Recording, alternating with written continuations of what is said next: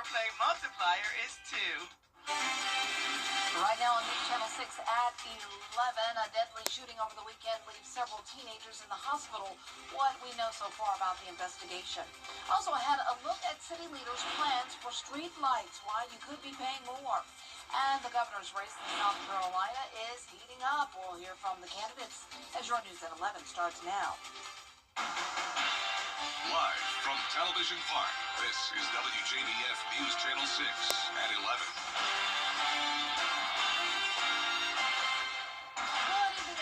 I'm Dee Griffin. Thanks so much for joining us. Coverage you can count on begins with the latest on a weekend shooting involving multiple teenagers.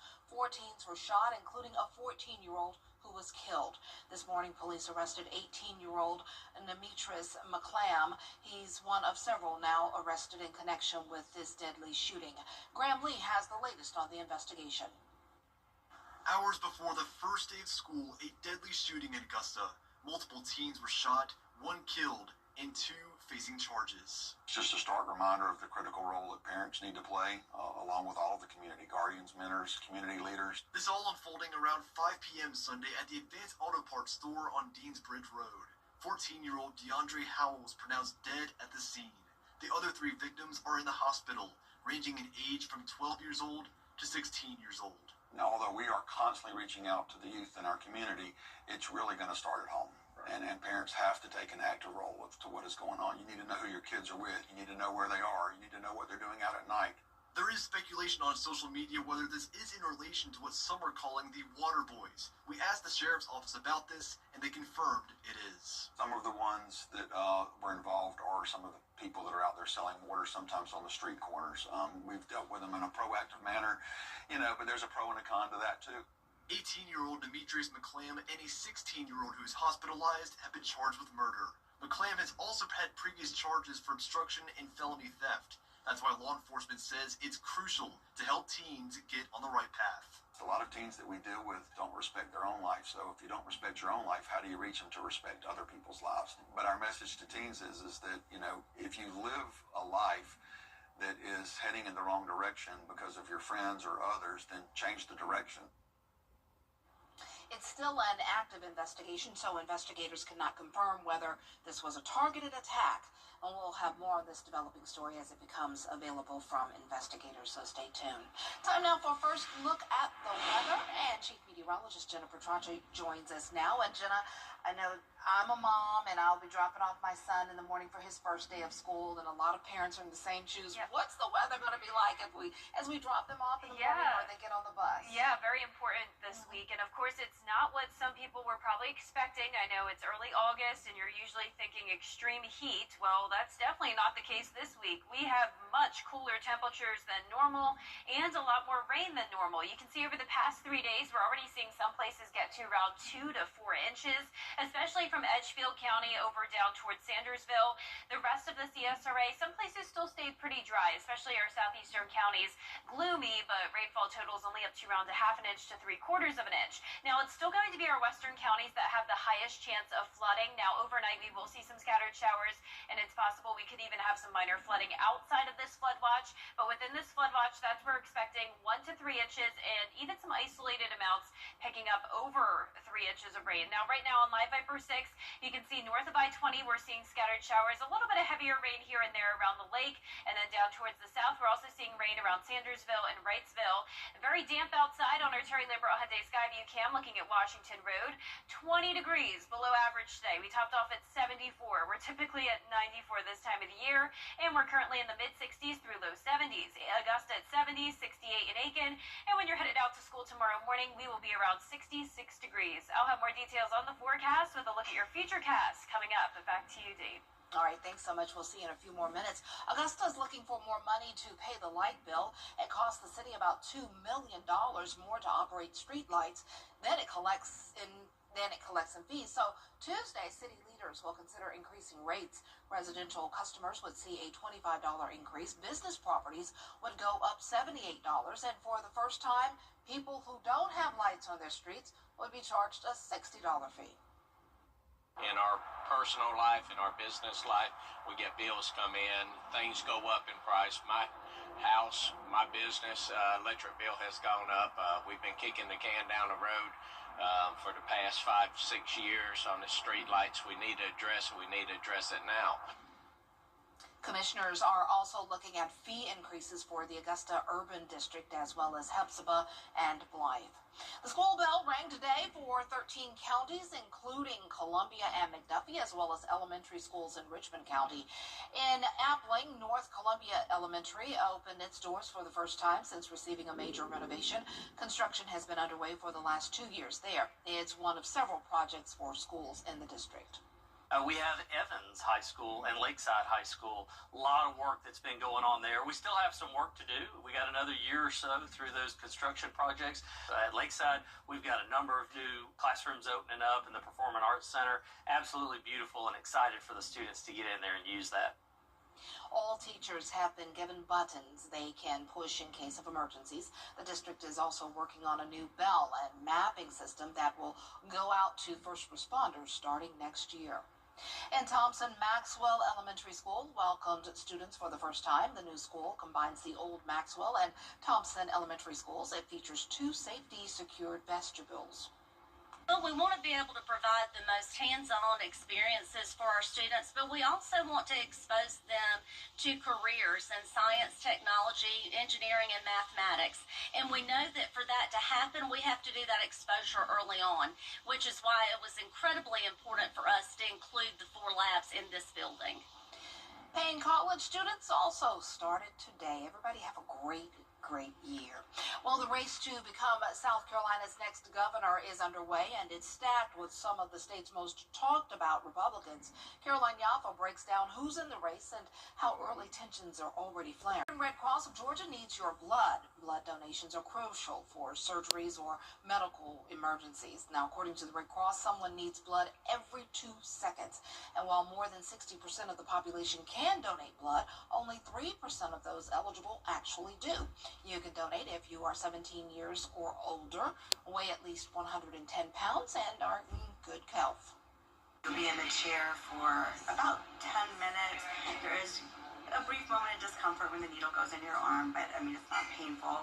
And the most important thing is you're helping save lives. It's one of the most altruistic things you can do is roll up a sleeve, come in, donate a unit of blood, and help save lives to someone you're never going to meet. You can schedule an appointment online at American Red Cross's website. You can also go to the app and use it to track where your blood ends up. Coming up, South Carolina beaches are trying something new to keep you safe from rip currents. We'll have the details after Jenna's forecast. And we're going to have a variety of temperatures tomorrow, but we are slightly warming up. Also, those rain chances will continue every single day. I'll have all the details right after this break. Goodbye, everybody. Get clear, accurate stories that don't waste your time at WJBF.com. The Coffee Club on News Channel 6, sponsored by Honda Cars of Aiken. Now, your most accurate forecast with WJBF Live 5 for 6. Welcome back. I hope you had a nice Monday and stayed dry. We've been watching waves of showers and storms all day long. Luckily, right now on Live 5 for 6, a lot of areas are dry. Lightning counters at 0, so this is just a nice rain to go to bed to. You can see as we take a look across the 2-state that we're getting a bit of a break across Richmond and Aiken County right now, but another round is coming in that's currently impacting Sandersville and Wrightsville and Johnson counties.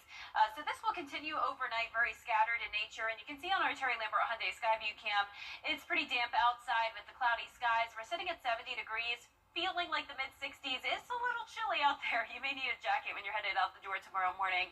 We're seeing cooler temperatures towards the north, a bit warmer to the south. Sylvania still at 74 degrees. Our satellite radar is showing the stationary front to our south. That's keeping in all this moisture, allowing for the cloud cover and rain chances. And then we also have this high pressure driving in a northeast wind, and that cooler air coming in from the north is getting trapped on the east side of the Appalachian Mountain Range, which puts us in the wedge setup. So tomorrow we will still be under the influence of that wedge, which means cloud cover and rain chances. Temperatures will be starting out in the mid-60s, and then we'll only get into the mid-70s in some spots. Other places like Augusta topping off in the lower 80s. You can see there will be a big variety of temperatures from 77 in Washington and Crawfordville to 87 in Millen. So that wedge will start to erode in our southern lying counties, but overall still hanging around through Wednesday. You can see the difference in the colors here on our map. Cooler temperatures towards the north of Augusta, a little bit warmer down towards the south, where we're still sitting along that stationary front. And then along that front, we're going to have a coastal low develop, and this actually has a slight chance of tropical development. Right now, it's at a 30% chance. I'm not counting on this becoming our next named storm. But speaking of named storms, we had Dexter form last night. Luckily, this will be a fish storm and staying out to sea, not going to impact land. And then we also have an area that we're watching off the coast of Africa. This is a wave that could gain some tropical characteristics, chances at 50%, and that could be our next depression. So no immediate concerns for the United States, but we will definitely keep you posted.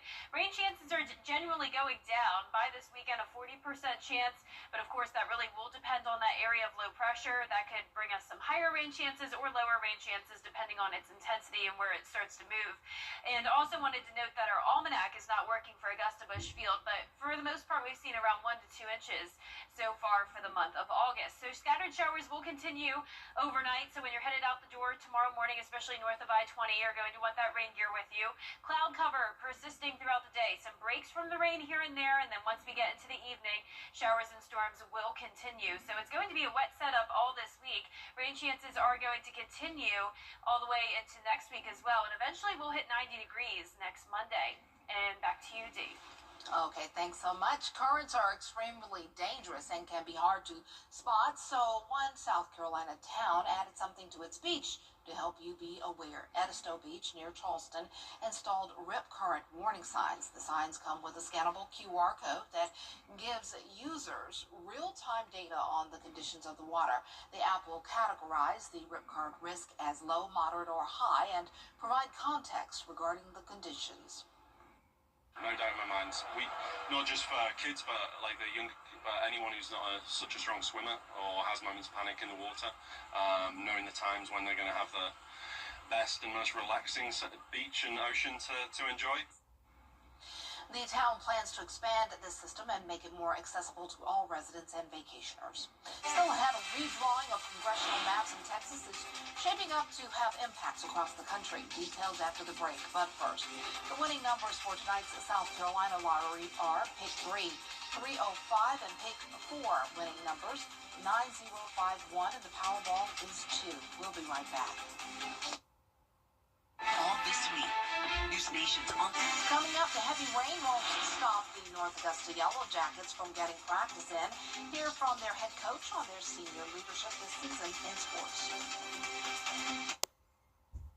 Right now, Pet Dander. The CSRA is full of amazing women. Women who inspire. Women who innovate. Women who lead. That's why News Channel 6 brings you Women to Watch. On the last Wednesday of each month, News Channel 6 recognizes local businesswomen who are making a positive impact in our community. Nominate someone today at WJBF.com. Sponsored by Goodwill. You can't always choose the weather, but you can choose your weather app. Go with the most accurate and most trusted, the Line 536 mobile app. Download it today. Now, WJBF sports coverage you can count on. Well, some may say that the rain is football weather. Well, that was certainly the case today for the North Augusta Yellow Jackets, putting on the full pads for the first time. Now, rain or shine, they were determined to get back onto that practice field, working on drills with different position groups. Now, they're also motivated to return to the postseason, making a semifinals appearance and winning their region last year. Now, when asked what Coach Richard Bush wants to see out of his team this year, he said working on those fundamentals, and it's the little things that will help them win football games. Now, he's also pleased with the returning upperclassmen and how they'll lead the team throughout the season. When we talk about to our seniors, you're going to be remembered for something when you graduate. So what do you want to be remembered for? And they've been really good this summer, continuing to get better, continuing to lead and do a better job leading. But you know, that's really what it comes down to is us leading. You know, we have a lot of guys coming back. Don't get complacent. You know, be consistent each and every day and come ready to work and continue to get better. Well, North Augusta kicks off their season against Thompson Friday, August 22nd. Now, preseason fall camps now in full swing for college football teams, and today the coaches' preseason poll ranked 3 of our local teams in the top 25. That includes the South Carolina Gamecocks, coming in at number 13, making it the first time they've been ranked since entering the 2014 season. Now, the Clemson Tigers, they come in as the 6th ranked team after a 10-4 campaign last season. Then the reigning SEC champions, the Georgia Bulldogs, coming in at number 4. Well, football is certainly not the only sport starting up this week. The GHSA announcing volleyball and softball teams can play as well. However, Mother Nature had some other plans for the Lakeside Harlem softball game that was supposed to take place, but due to the heavy rain, the teams were unable to play on the field and it got canceled. Now, weather permitting, the Grovetown Warriors will travel to Evans tomorrow night at 5 p.m. for a Columbia County matchup. Then we go to volleyball. Lakeside, one of the better teams from last season, opens up its campaign with matches against Statesboro and South Effingham on Thursday. Now, ARC, they made a Final Four run last season, and they now return every single starter except for one, and they open up play next Tuesday. Well, the Green Jackets got rained out on Sunday, but they're staying at SRP Park this week, this time hosting the Charleston River Dogs. Now, the Green Jackets are riding a 4-game winning streak, hoping to continue that in this series as well. Now, tomorrow night, you can bring your dogs in for free, and it's also First Responders Night. First pitch at 7:05 p.m. That's it for sports. We'll be right back. Introducing the all-new Acura ADX. Our 10-day forecast is showing rain chances each day with cloudy skies. We are warming up a little bit more into the low 80s tomorrow in Augusta, then mid-80s by Friday. Upper 80s this weekend as those rain chances go down, and then eventually we'll be at 90 next week. All right, eating food at the beach can be risky, especially if a sneaky seagull is around. This man learned that lesson the hard way. The video shows the bird snatching a snack right out of his hand at Ventura West Marina Beach. The man didn't even get in one bite before the bird dive-bombed him and flew off with his tasty Filipino dessert. Oh, not the Filipino dessert. Yes, the bird was like, Be I careful. get it. Yeah, he was quick too. Thanks so much for joining us. Have a good night.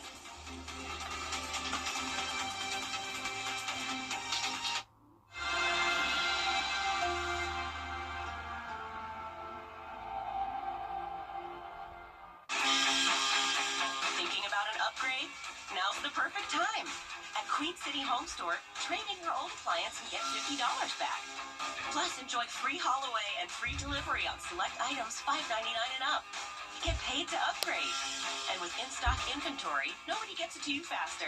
Only at Queen City Home Store, your whole home destination. Shop in-store or online at queencityonline.com. Dentistry is one of the